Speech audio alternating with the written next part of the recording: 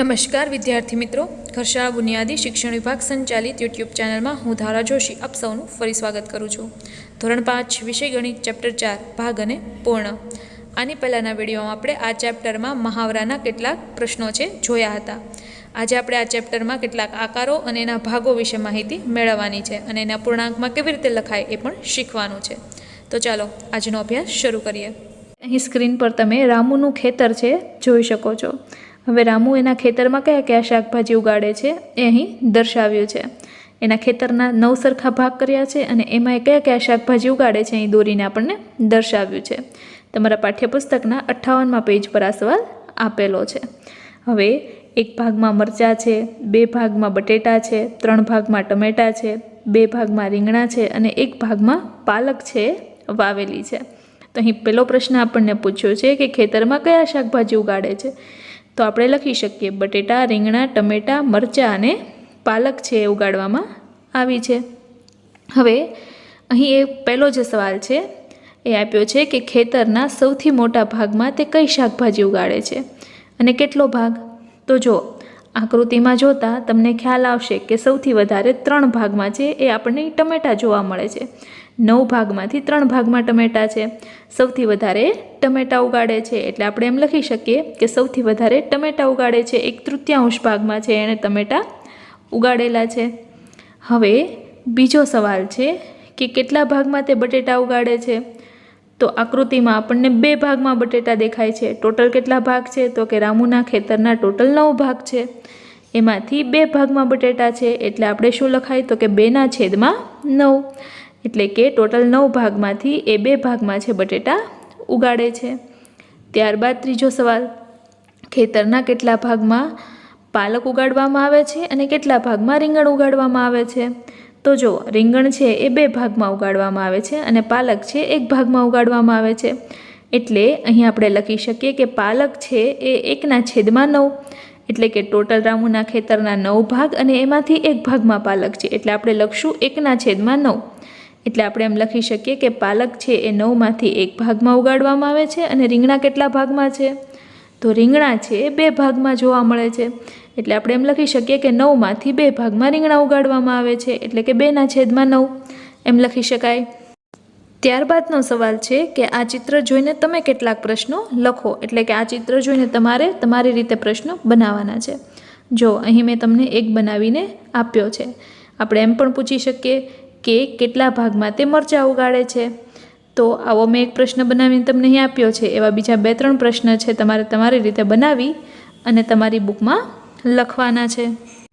હવે રામુ છે એ પોતાનું શાકભાજી જે છે એના મિત્રોને આપવા ઈચ્છે છે। અબુકરને છે એ 5મા ભાગના ટમેટાં અને 3જા ભાગના બટેટા આપે છે। શ્રીજાને એ 2/5 એટલે કે 2/5 ભાગના ટમેટાં અને અડધા ભાગના બટાકા મળ્યા એટલે કે આપ્યા અને નેન્સીને બાકીની શાકભાજી મળી। હવે અહીં જે આપણને બટેટા અને ટમેટાં દોરીને આપ્યા છે એમાં અબુકરનો જે ભાગ છે એની પર વાદળી રંગનું વર્તુળ અને શ્રીજાને જે ભાગ મળે છે એના પર પીળા રંગનું વર્તુળ દોરવાનું છે। હવે પહેલાં અહીંયા કેટલા ટોટલ બટેટા છે અને કેટલા ટમેટાં છે તો જુઓ અહીં આકૃતિમાં જોતાં ખ્યાલ આવે છે કે કુલ ટમેટાં છે 20 છે અને કુલ બટેટા છે 18 નંગ છે। હવે સૌપ્રથમ આપણે અબુકરને કેટલા બટેટા અને ટમેટાં મળે છે એની ગણતરી કરીએ। તો સૌપ્રથમ અબુકરને મળેલા ટમેટાની સંખ્યા, તો કુલ ટમેટાં કેટલા છે 20, એમાંથી અબુકરને કેટલા મળે છે 5મા ભાગના। 5મા ભાગ છે એટલે આપણે અપૂર્ણાંકમાં કઈ રીતે લખશું તો કે 1/5 જો અહીં લખીને દર્શાવ્યું છે એ રીતે એટલે આપણે 20/5 લખીશું। હવે છેદ ઉડાડીએ તો 5 ચોક 20 એટલે કે જવાબ મળશે 4 એટલે કે અબુકરને 4 ટમેટાં મળશે। હવે અબુકરને બટેટા કેટલા મળશે તો કે કુલ નંગ બટેટા કેટલા છે 18 અને એમાંથી એને કેટલામો ભાગ આપે છે તો કે એને 3જો ભાગ આપે છે એટલે આપણે અહીં લખશું 18/3। હવે 18/3 હવે આનો છેદ ઉડાડો તો કે 3 છક 18 એટલે કે જવાબ મળશે 6 એટલે કે અબુકરને 6 બટેટા મળશે। હવે ત્યારબાદ શ્રીજાને મળેલ ટમેટાની સંખ્યાની ગણતરી કરીએ તો કે શ્રીજાને ટમેટાં કેટલા મળે છે તો કે 2/5 ભાગના અને કુલ ટમેટાં કેટલા છે 20 તો 20 × 2/5 જો અહીં લખાઈને દર્શાવ્યું છે એ રીતે। હવે અહીં આપણે પાંચ ચોક 20 એ રીતે છેદ ઉડાડશું. હવે 5 ચોક 20 અને ઉપર જે બંને સંખ્યા છે એનો ગુણાકાર કરશું એટલે કે 4 દૂને 8 એટલે જવાબ મળશે 8. એટલે કે શ્રીજાને મળેલ ટમેટાની સંખ્યા થશે 8. ત્યારબાદ શ્રીજાને મળેલા બટેટાની સંખ્યા ગણીએ તો કે કુલ બટેટા કેટલા છે 18 અને શ્રીજાને એમાંથી કેટલો ભાગ મળે છે તો કે 3/6. જો અહીં ઉપર લખીને દર્શાવ્યું છે એ રીતે તો આપણે લખશું 18 ગુણ્યા 3/6. હવે અહીં ફરી છેદ ઉડાડીએ તો કે 6 તેરી 18 અને 3 તેરી 9 એટલે જવાબ મળશે 9. એટલે કે 9 જેટલા બટેટા શ્રીજાને મળે છે. હવે આપણે શોધવાનું છે કે નેન્સીને કેટલા બટેટા અને ટમેટાં મળે છે. તો સૌપ્રથમ જુઓ, અહીં જે વાદળી રંગથી ગોળ કરીને દર્શાવ્યા છે એ બટેટા અબુકરને મળે છે અને વાદળી રંગથી ગોળ કરીને દર્શાવ્યું છે એ ટમેટાં પણ અબુકરને મળે છે. લીલા કલરથી જે વર્તુળ બનાવ્યું છે, ગોળ કર્યું છે, એ બટેટા અને એ ટમેટાં છે એ શ્રીજાને મળે છે. એટલે કે જે ટમેટાં અને બટેટા પર વર્તુળ નથી એ બાકી રહેલા બટેટા અને ટમેટાં છે જે નેન્સીના ભાગે આવે છે. તો જુઓ, અહીં બટેટા છે એમાં ટોટલ 3 બટેટા એવા છે જેની પર કોઈ પણ કલરથી વર્તુળ નથી કર્યું. તો આપણે એમ કહી શકીએ કે નેન્સીને છે 3 બટેટા મળે છે. જ્યારે ટમેટાં જોવામાં આવે તો ટમેટાં છે એવા 8 છે જેની પર એક પણ પ્રકારના કલરથી વર્તુળ નથી. તો 8 ટમેટાં છે એ નેન્સીને મળે છે. હવે સૌપ્રથમ આપણે બટેટાની વાત કરીએ તો અહીં વાદળી રંગથી જે બટેટા છે એ રાઉન્ડ કર્યું છે અબુકરના છે. તો અબુકરને એવા કેટલા બટેટા છે તો કે એવા ટોટલ આપણને અહીં જોવા મળે છે 6 બટેટા. તો આપણે કહી શકીએ કે અબુકરના 6 બટેટા વત્તા શ્રીજાને જે લીલા કલરથી ગોળ કર્યું છે એ બટેટા શ્રીજાના છે. તો શ્રીજાને કેટલા બટેટા મળે છે તો કે લીલા રંગથી ગોળ કરેલા એવા 9 બટેટા છે. તો શ્રીજાના 9 બટેટા એટલે કે 6 અબુકરના બટેટા વત્તા શ્રીજાના 9 બટેટા એટલે ટોટલ બટેટા જે છે એની સંખ્યા થશે 15. એટલે કે 18માંથી 15 બાદ કરીએ. ટોટલ બટેટા 18 એમાંથી 15 બાદ કરીએ એટલે વધે 3. જો અહીં ગણતરી કરીને દર્શાવ્યું છે એમ 18માંથી 15 જાય એટલે વધે 3. એટલે કે નેન્સીને 3 બટેટા મળશે. એ જ રીતે ટમેટાની ગણતરી કરીએ તો અહીં 4 ટમેટા છે અબુકરને મળે છે. જ્યારે શ્રીજાને છે એ 8 ટમેટા છે મળે છે. એટલે કે 4 અબુકરને મળતા ટમેટા અને 8 શ્રીજાને મળતા ટમેટા. 4 વત્તા 8 કરીએ એટલે ટોટલ થાય 12. અને કુલ ટમેટા કેટલા છે તો કે 20. તો કે 20માંથી 12 ટમેટા બાદ કરીએ એટલે વધે 8. એટલે કે નેન્સીને છે 8 ટમેટા મળે છે.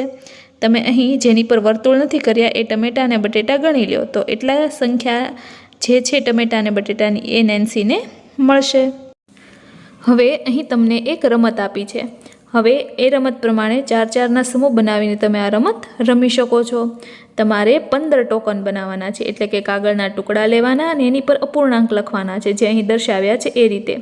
દરેક કાગળના ટુકડા પર અલગ અલગ અપૂર્ણાંક લખવાનો છે. 1/2, 1/3, 1/4 એ રીતે તમારે લખવાનું છે.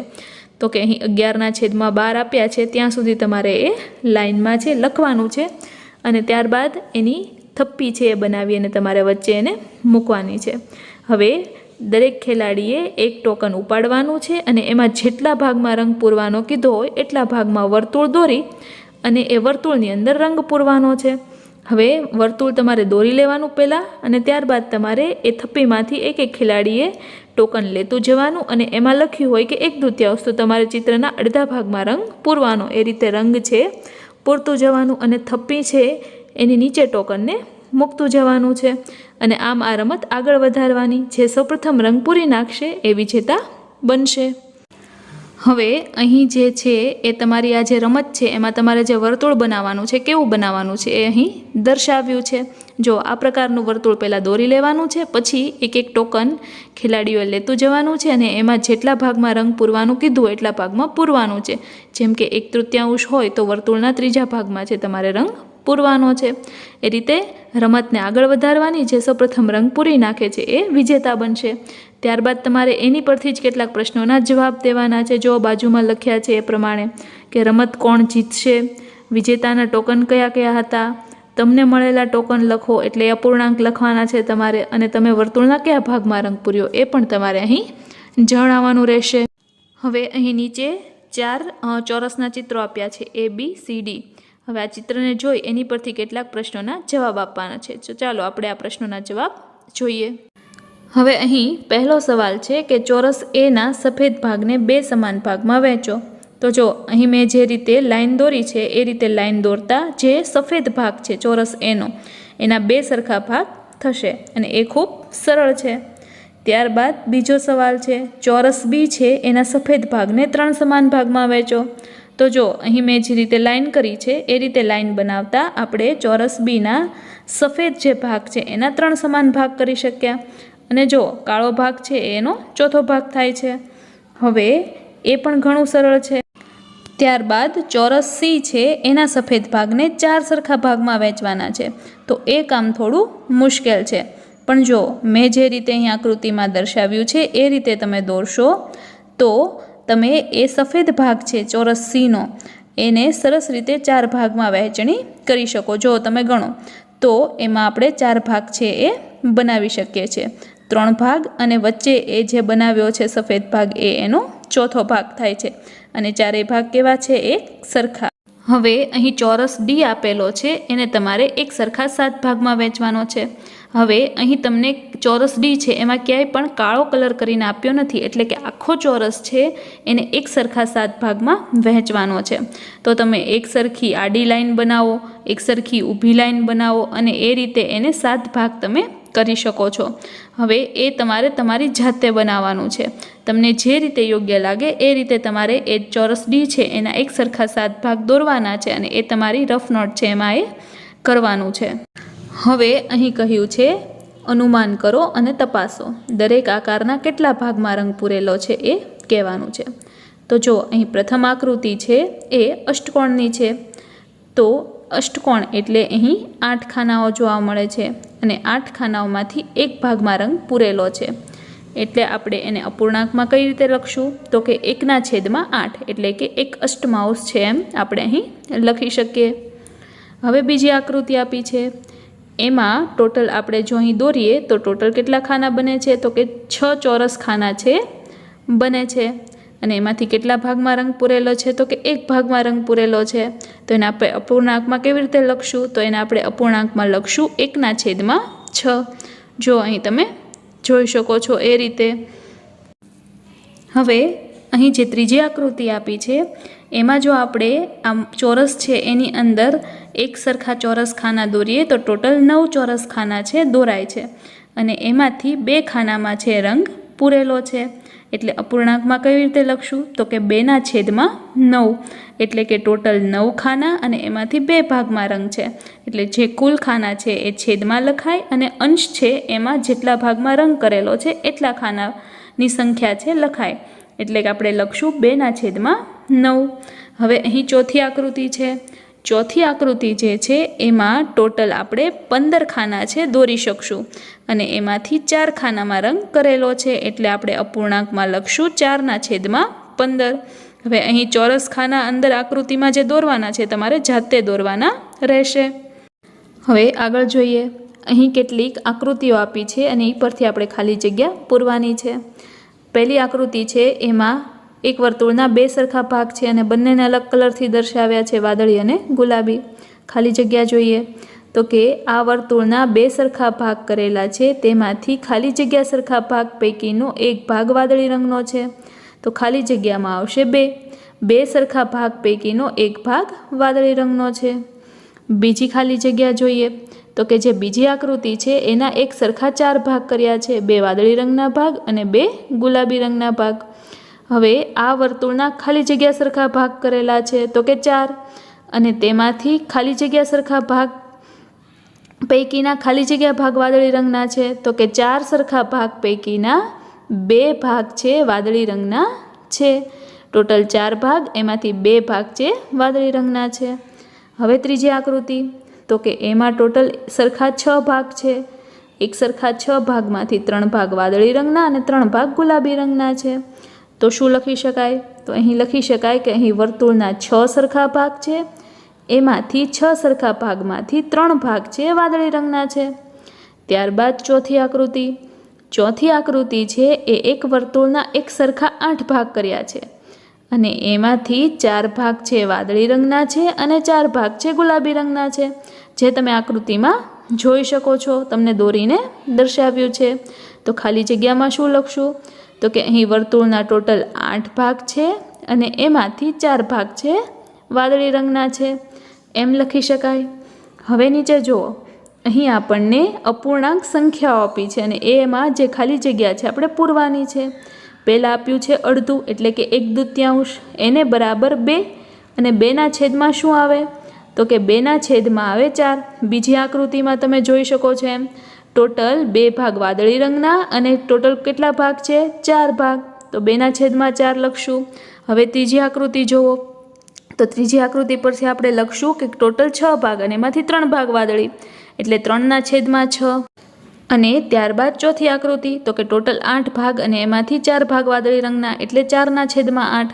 એટલે કે પ્રથમ આકૃતિ પરથી 1/2, બીજી આકૃતિ પરથી આપણે લખશું 2ના છેદમાં 4, ત્રીજી આકૃતિ પરથી આપણે લખશું 3ના છેદમાં 6 અને ચોથી આકૃતિ પરથી આપણે લખશું 4ના છેદમાં 8. અહીં વાદળી રંગ છે એ વર્તુળનો અડધો ભાગ રોકે છે એમ કહી શકાય. 4 આકૃતિમાં છે વાદળી રંગ વર્તુળનો અડધો ભાગ રોકે છે. હવે આગળ જોઈએ. હવે અહીં રમેશ નામનો જે વ્યક્તિ છે તેણે તેના બાળકો માટે એક હલવાનો ટુકડો ખરીદ્યો છે. એને 2 બાળકો છે, અમુ અને અનુ. હવે આ બંને જે એની બાળકીઓ છે એમની વચ્ચે આ જે હલવાનો ટુકડો છે એને સરખા ભાગે વહેંચવાનો છે. તો એને કેવી રીતે વહેંચે છે? તો ચાલો આપણે એની ગણતરી છે જોઈએ. હવે અહીં આકૃતિમાં દર્શાવ્યું છે એ પ્રમાણે હલવાનો એક ટુકડો હતો, એમાંથી બંને દીકરીઓ માટે એણે એક સરખા 2 ભાગ કર્યા. હવે જો અહીં બીજી આકૃતિમાં દર્શાવ્યું છે એ રીતે, તો દરેકને હલવાનો સરખો ભાગ આપે છે એટલે 2 સરખા ભાગ કર્યા છે. તો દરેકને હલવાનો ખાલી જગ્યા ભાગ મળશે. તો ખાલી જગ્યામાં શું આવે? તો કે દરેકને હલવાનો એક સરખો એટલે કે અડધો ભાગ મળશે. એક હલવાના 2 ટુકડા એટલે સરખો ભાગ અડધો ભાગ બંનેને મળશે. એટલે આપણે ખાલી જગ્યામાં લખશું 1/2 એટલે કે અડધો ભાગ મળશે. આ ટુકડો ખૂબ મોટો છે, અમે ખાઈ શકીશું નહીં, એમ એમની દીકરી જણાવે છે. તો આના પાછા 2 ટુકડા કરીને આપો, એમ એ કહે છે. તો હવે અમુને કેટલા ટુકડા મળશે? તો જો ત્રીજી આકૃતિમાં દર્શાવ્યું છે એ રીતે એ જે 2 ટુકડા હતા એના નાના નાના 4 ટુકડા કર્યા એક સરખા. તો હવે અમુને 2 ટુકડા મળશે. તો એ હલવાનો કેટલામો ભાગ થાય 2 ટુકડા એટલે? તો કે એ અડધો ભાગ જ થાય ને, 4માંથી 2 એટલે એ અડધા. તો એને અપૂર્ણાંકમાં કેવી રીતે લખીશું? તો કે 2ના છેદમાં 4 એટલે કે ટોટલ 4 ટુકડા, એમાંથી 2 ભાગ અમુને મળે છે એટલે 2ના છેદમાં 4. છેદ ઉડાડો તો શું આવે? તો 2 કા 2, 2 દુ 4 એટલે જવાબ મળશે 1/2 એટલે ટોટલ કેટલો ભાગ થયો? અડધો ભાગ. એટલે કે અમુને 2 ટુકડા મળશે એટલે કે અડધો ભાગ મળશે હલવાનો. હવે પાછું એ એમ કહે છે અમુ કે પપ્પા હજુ તેને નાનો બનાવો. હવે હલવાના ફરી નાના નાના ટુકડા છે બનાવે છે. જો અહીં આકૃતિમાં આપ્યું છે એ રીતે 4 ટુકડા છે એના બીજા ટુકડાઓ છે બનાવે છે. હવે અહીં જે 4 ટુકડા હતા એના એક સરખા 8 ભાગ કર્યા. તો હવે દરેક બાળકને કેટલા ટુકડા મળશે? તો કે 8 ભાગમાંથી એક બાળકને 4 ટુકડા મળશે એટલે કે દરેક બાળકને 4 ટુકડા મળશે. હવે દરેક ટુકડો હલવાનો કેટલામો ભાગ થશે? તો કે 8 ભાગ છે એટલે આપણે અહીં શું લખશું? તો કે 1 અષ્ટમાંશ એટલે કે 1ના છેદમાં 8 એટલે કે દરેક ટુકડો હલવાનો 1 ભાગ થશે, 8માંથી 1 ભાગ. હવે જો રમેશ હલવાના 6 સરખા ભાગ કર્યા હોત તો દરેકને કેટલા ટુકડા મળ્યા હોત? તો કે બંનેને અડધા અડધા વહેંચવાના છે એટલે 6ના અડધા કેટલા થાય? 3. તો કે દરેકને 3 ટુકડા મળ્યા હોત. હવે એના આધારે નીચેની ખાલી જગ્યા લખવાની છે. તો આપણે ખાલી જગ્યામાં લખી શકીએ કે 1/2 એટલે કે અડધો ભાગ, એક ટુકડાનો અડધો ભાગ. પછી કેટલા કર્યા? તો કે 4 ટુકડા અને એમાંથી બંનેને કેટલા મળ્યા હતા? તો 2 ટુકડા. તો આપણે લખી શકીએ કે 2ના છેદમાં 4, એ પણ અડધો ભાગ જ થયો. ત્યારબાદ કેટલા? તો કે એક સરખા 6 ભાગ કર્યા. તો એમાંથી બંનેને સરખો ભાગ એટલે 3 ટુકડા મળે. તો આપણે શું લખશું? 3ના છેદમાં 6. ત્યારબાદ કેટલા કર્યા? તો કે હલવાના 8 ટુકડા કર્યા. તો બંનેને સરખા મળે તો કેટલા મળે? તો કે 4 ટુકડા. તો કે 4ના છેદમાં 8. હવે હલવાના આપણે 10 ટુકડા કરીએ તો 10 ટુકડામાંથી બંનેને સરખા આપવા હોય તો કેટલા આપવા પડે? 5 ટુકડા. એટલે આપણે લખશું 5ના છેદમાં 10. તો આ રીતે આપણે આગળ છે લખી શકીએ. તમારા પાઠ્યપુસ્તકના પેજ નંબર 64 ઉપરનો સવાલ છે પટ્ટીના ભાગ. હવે અહીં એક લંબચોરસ દર્શાવ્યો છે, એમાં 4 પટ્ટી કરી છે, એટલે કે એના 4 ભાગ કર્યા છે. એક ગુલાબી રંગનો છે, પછી એક પીળા રંગનો છે, પછી વાદળી રંગનો છે અને છેલ્લે લીલા રંગનો ભાગ છે અહીં તમને દર્શાવ્યો છે. હવે આ ચારેય ભાગ છે, એટલે કે 4 પટ્ટીઓ બનાવી છે લંબચોરસમાં, એની અંદર પણ કેટલાક ભાગ કર્યા છે. ગુલાબી રંગની પટ્ટી છે એમાં એક પણ ભાગ નથી, જ્યારે પીળા રંગની પટ્ટી છે એના 2 ભાગ પાડેલા છે, વાદળી રંગની પટ્ટીના 4 ભાગ પાડેલા છે અને છેલ્લી લીલા રંગની જે પટ્ટી છે એના 8 ભાગ પાડેલા છે, જે તમે ચિત્રમાં જોઈ શકો છો. હવે એના પરથી કેટલાક પ્રશ્નોના જવાબ આપણે આપવાના છે. હવે અહીં સૌપ્રથમ સવાલ કર્યો છે કે ચિત્ર જુઓ અને લીલા રંગનો ટુકડો છે એ પટ્ટીનો કેટલામો ભાગ રોકે છે. હવે લીલો રંગ છે સૌથી નીચે છેલ્લે છે, છેલ્લી પટ્ટીમાં, તો એમાં તમે ગણો તો એક સરખા 8 ભાગ છે એ કરેલા છે. એટલે આપણે એમ કહી શકીએ કે દરેક લીલો રંગ છે એ આ ટુકડાના પટ્ટીનો 1/8 એટલે કે 1/8 ભાગ છે એ રોકે છે. હવે ત્યારબાદ છે બીજા જે રંગ છે, બીજા રંગની પટ્ટીનો એક ટુકડો છે એ પટ્ટીનો કેટલામો ભાગ રોકે છે લખવાનું છે. હવે વાદળી રંગ, તો દરેક વાદળી રંગનો ટુકડો છે એ પટ્ટીનો 1/4 એટલે કે ચોથો ભાગ રોકે છે. જો આખી વાદળી રંગની પટ્ટી છે એના 4 ભાગ કરેલા છે, એટલે એમ કહી શકીએ કે ચોથો ભાગ રોકે છે. ત્યારબાદ પીળા રંગનો ટુકડો, તો જો પીળા રંગનો ટુકડો છે એના 2 ભાગ કરેલા છે, એટલે આપણે કહી શકીએ કે દરેક પીળા રંગનો ટુકડો એ પટ્ટીનો 1/2 એટલે કે અડધો ભાગ રોકે છે. અને ગુલાબી રંગની પટ્ટી છે એ દરેક ગુલાબી રંગની પટ્ટીનો પૂરેપૂરો એટલે કે આખો ભાગ રોકે છે, એટલે કે ગુલાબી રંગની પટ્ટીનો પૂરેપૂરો ભાગ રોકે છે. હવે ત્યારબાદ અહીં સવાલ છે કે કેટલા ચોથા ભાગ મળીને અડધો ભાગ થશે. તો જુઓ, અહીં વાદળી રંગની પટ્ટી છે એના 4 ભાગ કરેલા છે, એમાં એ ચોથો ભાગ કેટલા ભેગા કરીએ તો અડધો ભાગ થાય. તો જો 2 આપણે ચોથા ભાગ છે ભેગા કરીએ તો આપણને અડધો ભાગ થાય. એ કેવી રીતે ખબર પડી?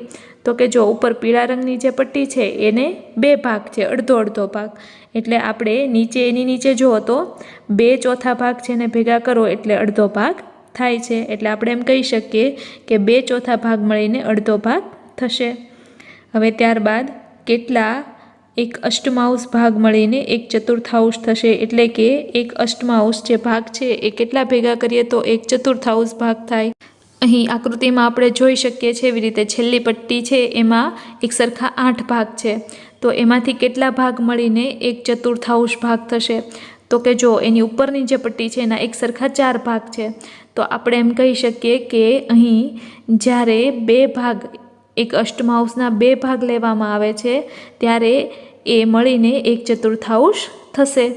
હવે ત્યારબાદ અડધો ભાગમાં કેટલા 1/8 ભાગ હોય? તો પીળી પટ્ટી છે એ અડધો ભાગ દર્શાવે છે, આખી પીળી પટ્ટીના 2 ભાગ કરેલા છે, એટલે કે અડધો ભાગ દર્શાવે છે.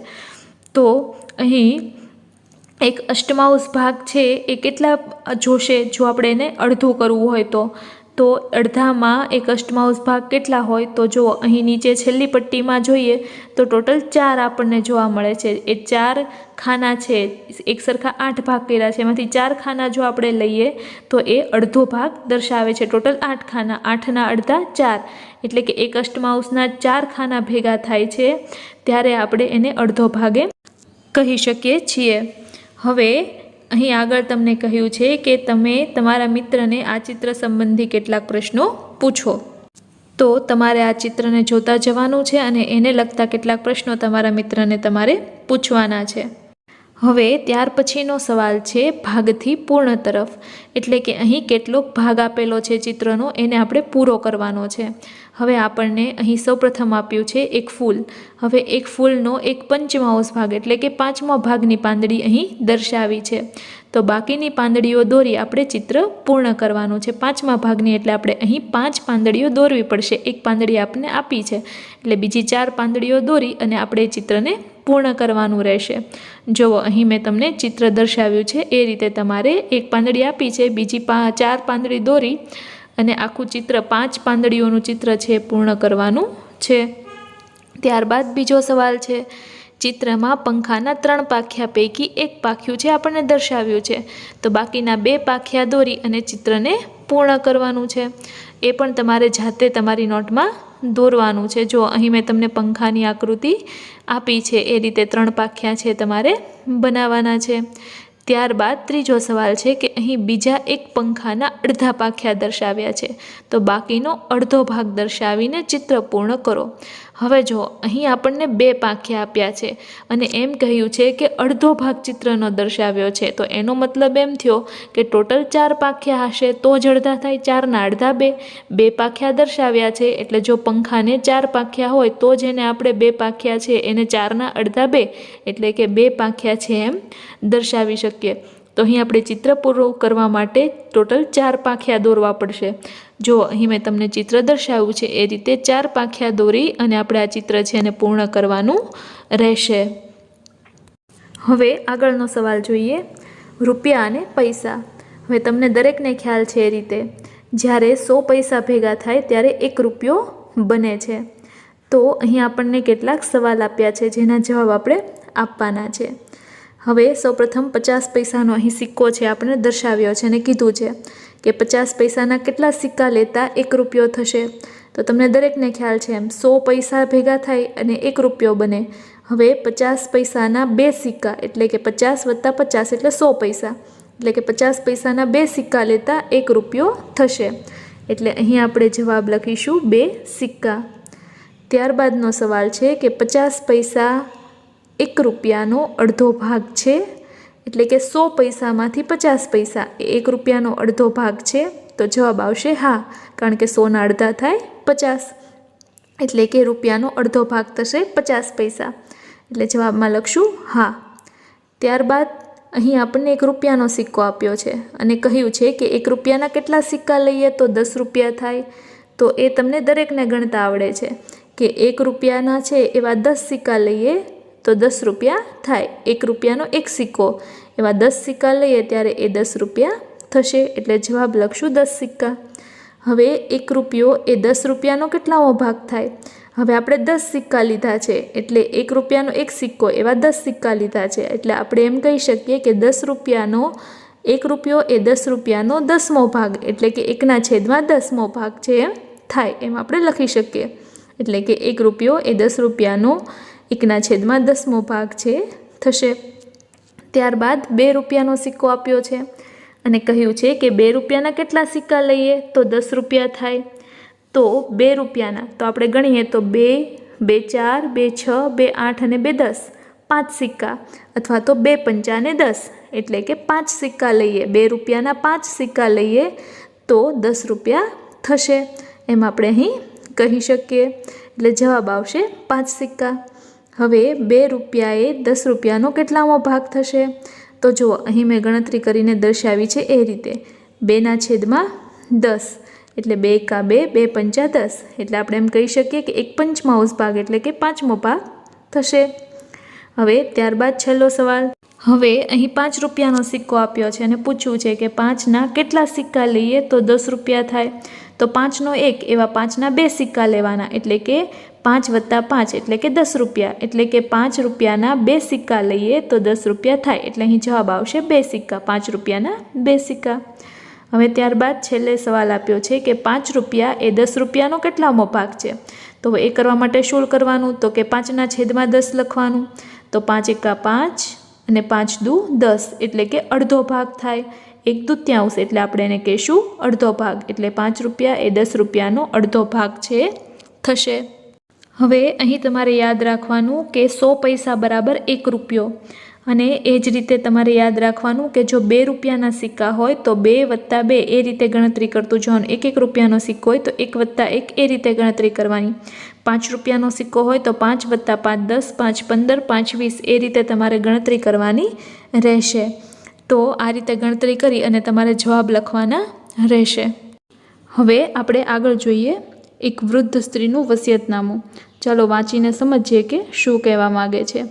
એક વૃદ્ધ સ્ત્રી હતી, તેની 3 પુત્રીઓ સાથે રહેતી હતી અને ખૂબ ધનવાન હતી. એની પાસે 19 ઊંટ હતા.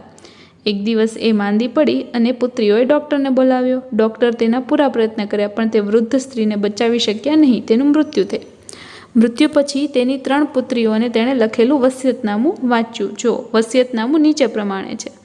તો કે એના જે 19 ઊંટ હતા એમાંથી એણે તેની 3 પુત્રીઓને ઊંટ વેચ્યા, એ એનું વસિયતનામું છે, એ લખેલું છે, એ નીચે દર્શાવ્યું છે.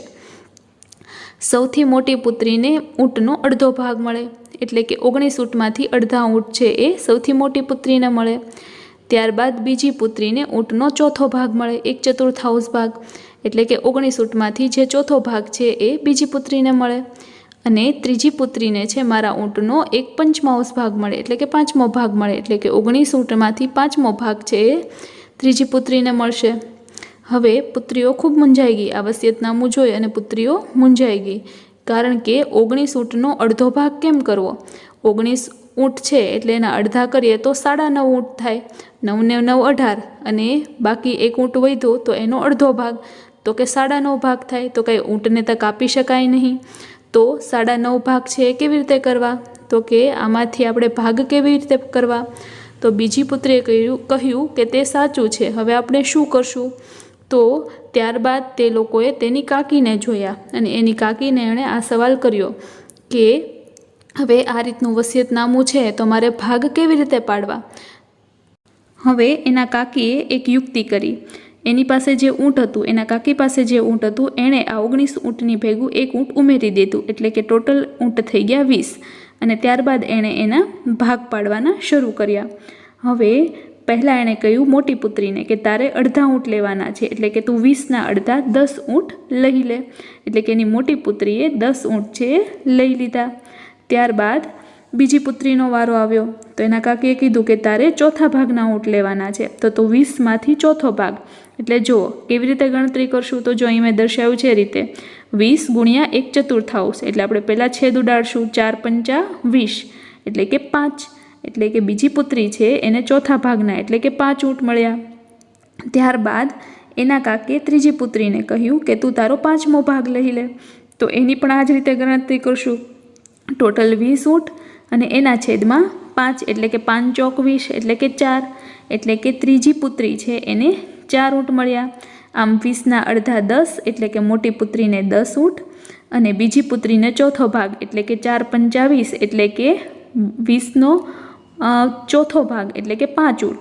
બીજી પુત્રીને 5 ઊંટ, અને ત્રીજી પુત્રી છે એને 1/5 ભાગ, એટલે કે 20નો 5મો ભાગ, એટલે કે 5 ચોક 20, એટલે કે 4 ઊંટ. તો ત્રીજી પુત્રીને 4 ઊંટ મળ્યા. તો આમ ઊંટની ગણતરી કરીએ તો 10 + 5 + 4, એટલે થઈ ગયા 19 ઊંટ. એટલે કે ત્રણેય પુત્રીને એનો ભાગ મળી ગયો. આમ એના કાકીની યુક્તિથી વસિયતનામા પ્રમાણે ત્રણેય જે પુત્રીઓ છે એને સરખો ભાગ મળી ગયો. જે રીતે એના માતાએ લખ્યું હતું વસિયતનામામાં એ રીતે ભાગ મળી ગયો. અને એના કાકીએ એનું જે 20મું ઊંટ ઉમેર્યું હતું એ પાછું પરત લઈ અને ચાલ્યા ગયા. એટલે કે એમણે યુક્તિ કરી એનાથી 19 ઊંટના ભાગ પણ પડી ગયા વસિયતનામા પ્રમાણે, અને એમનું જે ઊંટ હતું એ છે એ ગણતરીમાં ન આવ્યું, અને એ ઊંટ એમનું છે એ પોતે પરત પણ લઈ લીધું. હવે અહીં એને કાકીની જે યુક્તિ છે એનાથી ત્રણેય બહેનોને વસિયતનામા પ્રમાણે ભાગ મળી ગયો, અને એક વધેલું ઊંટ છે એના કાકીનું જે હતું એ એને પરત પણ મળી ગયું. પરંતુ આ ગણતરી ગાણિતિક રીતે સાચી નથી, કારણ કે અડધો ભાગ એટલે 19ના અડધા થાય 9.5, પરંતુ એ મોટી દીકરી છે એને 10 ઊંટ મળે છે. હવે ઊંટ છે એ સજીવ વસ્તુ છે, એટલે આપણે એને અડધું કરી શકતા નથી. એટલે આમ જોવા જઈએ તો ઊંટની વહેંચણીનો પ્રશ્ન છે અહીં હલ થઈ જાય છે. તો એ પ્રમાણે અહીં આ ગણતરી છે એને આપણે માન્ય રાખીએ છીએ. હવે અહીં અરુણનો સમયપત્રક આપ્યો છે. અરુણ નામનો વિદ્યાર્થી છે, એનું સમયપત્રક અહીં આપ્યું છે. હવે અરુણ છે સવારે 6 વાગે ઉઠે છે અને રાત્રે 10 વાગે સૂઈ જાય છે. તમને ખ્યાલ છે એ રીતે એક દિવસ હોય તો એક દિવસના 24 કલાક હોય, 12 દિવસના અને 12 રાત્રિના, એમ 24 કલાક થાય ટોટલ. તો અહીં એ ઊંઘે છે દિવસનો ત્રીજો ભાગ, આખો દિવસ એટલે 24 કલાક, તો કે 24 કલાકનો ત્રીજો ભાગ એ ઊંઘે છે. અને રમવા માટે એ 8મો ભાગ, એટલે કે 24 કલાકમાંથી 8મો ભાગ છે રમવાનો એનો હોય છે, અને ભણવા માટે ચોથો ભાગ, એટલે કે 24 કલાકનો ચોથો ભાગ એ રમે છે. તો એના પરથી આપણે કલાક શોધવાના છે. તો ચાલો શોધીએ.